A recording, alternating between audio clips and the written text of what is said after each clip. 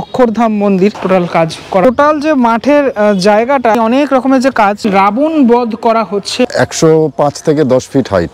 আজ এই দিনটাকে মনের খাতায় সত্যি তুলে রাখবো, কারণ আমি রয়েছি এশিয়ার সব থেকে বৃহত্তম অক্ষরধাম টেম্পল, যেটা কল্যাণী A9 স্কয়ার পার্কের এবছরের উপস্থাপনা। ওদের টোটাল যে মাঠের জায়গাটা সেটা কিন্তু অনেকটা জায়গা জুড়ে মানে রয়েছে টোটাল মাঠটা। আর প্রতি বছর সুন্দর করে এই যে উপস্থাপনা করা হয় সেটা কিন্তু বেশ দারুণ লাগে।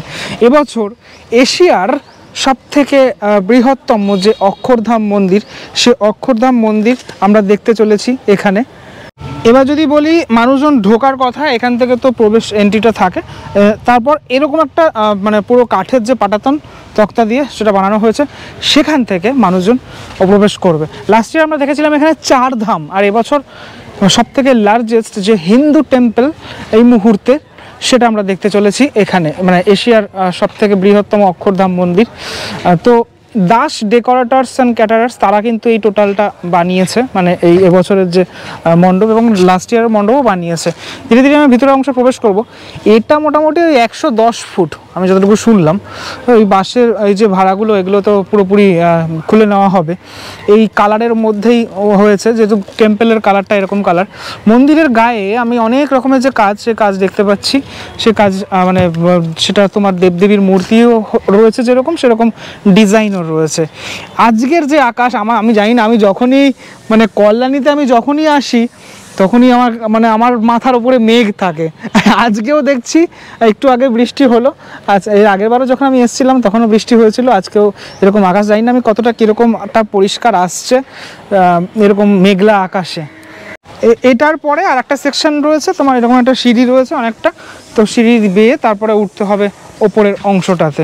তো এই দিক থেকে তো এখন ঢোকা যাবে না, আমি এই দিক থেকে তোমাদেরকে ঢুকে ভিতরটা কতদূর রেডি হলো সেটা তোমাদেরকে দেখাচ্ছি। সাইড অ্যাঙ্গেল থেকে দেখতে কিছুটা এরকমটা লাগছে, মানে এই তোমার অক্ষরধাম মন্দির মাঠের মধ্যে কাদা টাদা রয়েছে ইতিমধ্যেই এখন। এই যে স্তম্ভগুলো, সেই স্তম্ভগুলোকে খুব ভালোভাবে রেডি করা হচ্ছে, মানে এখনও রঙের যে কোটিংটা সেটা এখনও কিন্তু বাকি রয়েছে কিছুটা।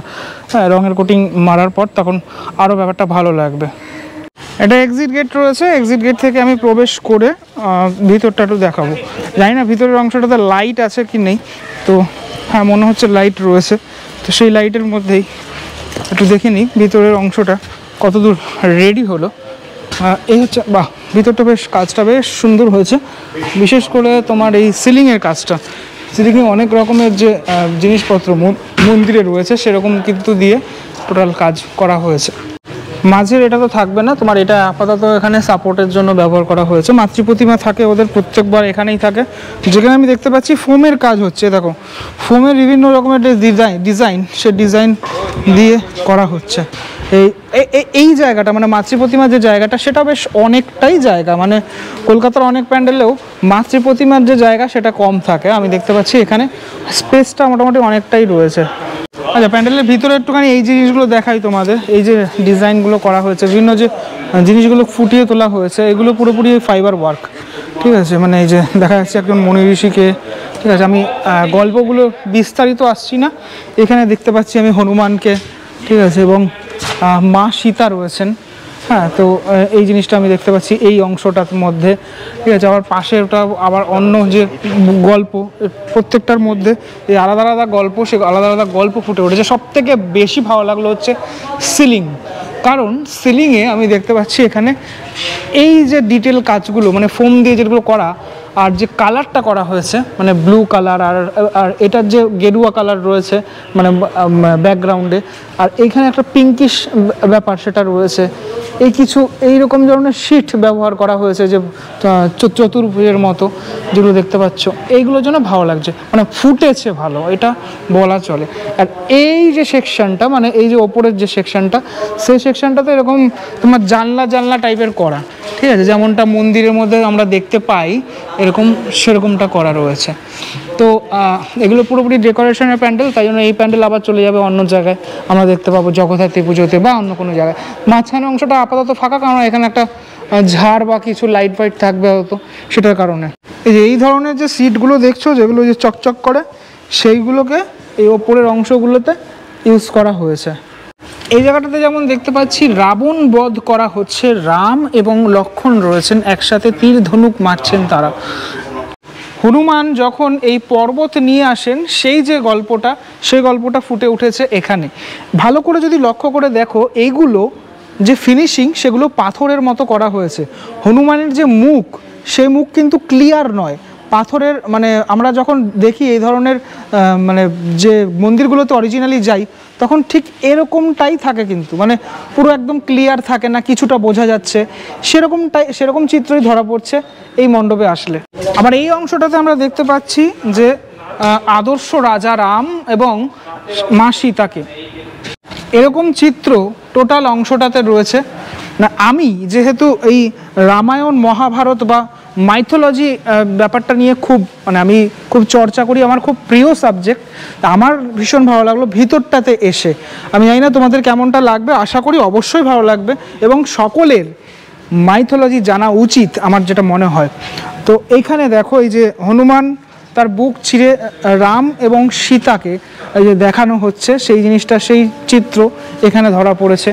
বিভিন্ন জায়গায় মানে বিভিন্ন যে চিত্রগুলো সেগুলো কিন্তু ধরা পড়ছে, আমরা সেটা দেখতে পাচ্ছি।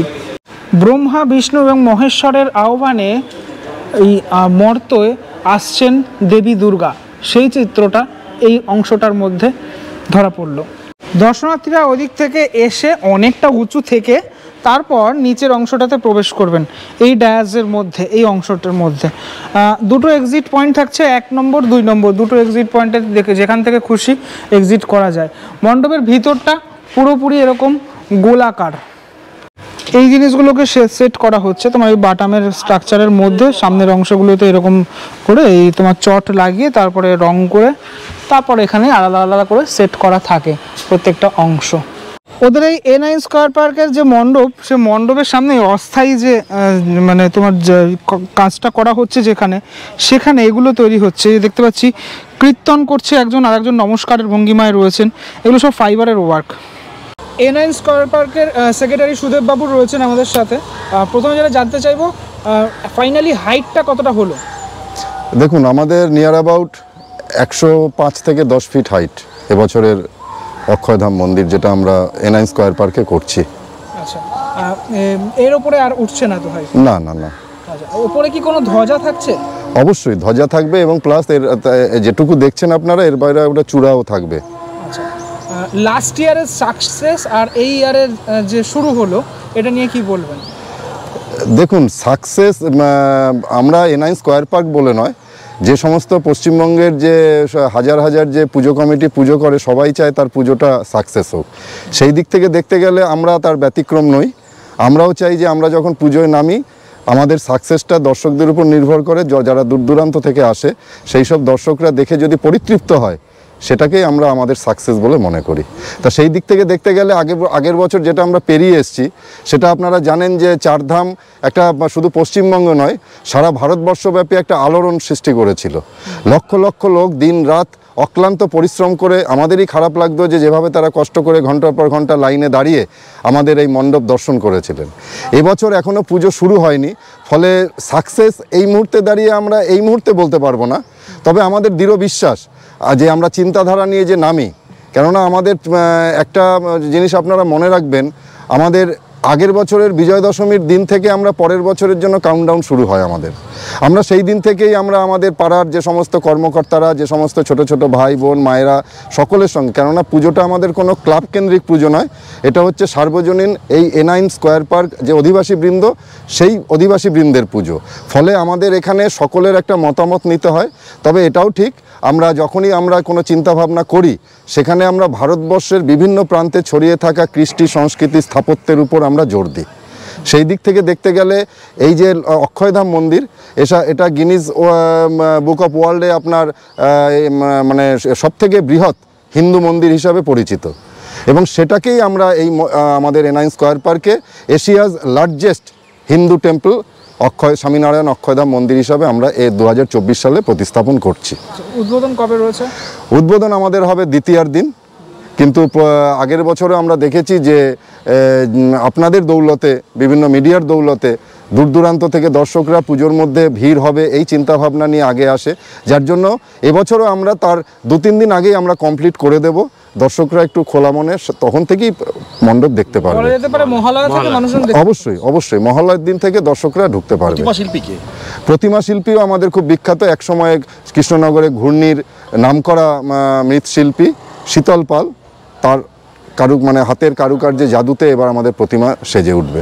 আর আপনাদের এই টোটাল এই যে মণ্ডপটা তৈরি হচ্ছে, এটা ডেকোরেটিং কে করছে? হ্যাঁ, এবং এটা ডেকোরেটিং আগেরবার সারা ফেলানো যে 4 ধাম তার যে ডেকোরেটর দাস ডেকোরেটর, পাঁচবেরিয়া, আরংঘাটা, নদিয়া, সেই ডেকোরেটরই এবারও সে আমাদের এই কাজ করছেন। সামনের বছর কি হবে সেটা কি কোনো ক্লু? না, ওই যে বললাম যে সামনের বছর আমরা চিন্তা ভাবনা করি এবছরের দশমী না গেলে পরে মানে 1 বছরের পুজো না গেলে পরের বার নিয়ে চিন্তা, এটা আমরা বিশ্বাসী নই।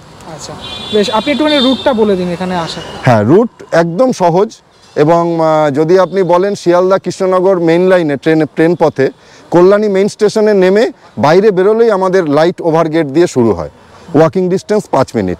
এছাড়াও যদি আপনার কল্যাণী ব্যারাকপুর এক্সপ্রেসওয়ে দিয়ে কেউ বাই কারে আসে, তবে কল্যাণী মোড় জিআইএস মোড় থেকে ঢুকলে 7 মিনিটের ডিস্টেন্স। হাঁটা পথ, তাই তো? হাঁটা নয়, গাড়িতে। এখানে কি গাড়িগুলো সব চলে পুজোর সময়তে? মানে টোটোগুলো চলে কি? অবশ্যই, এটাতে টোটোতে আসতে হয় না, স্টেশনে নামলে ওয়াকিং ডিস্টেন্স। না, ওই আরেকটা যে রুট বললেন আপনি। হ্যাঁ, আরেকটা রুট, টোটো এখন সারা পশ্চিমবঙ্গে ছড়িয়ে ছিটিয়ে আছে। পুজোর সময় নো এন্ট্রি থাকে। হ্যাঁ, কেননা ওই দিক থেকে কেউ যদি আসে সে তো আর হেঁটে ওই দিক থেকে আসছে না, সে তার নিজস্ব গাড়ি নিয়েই আসছে।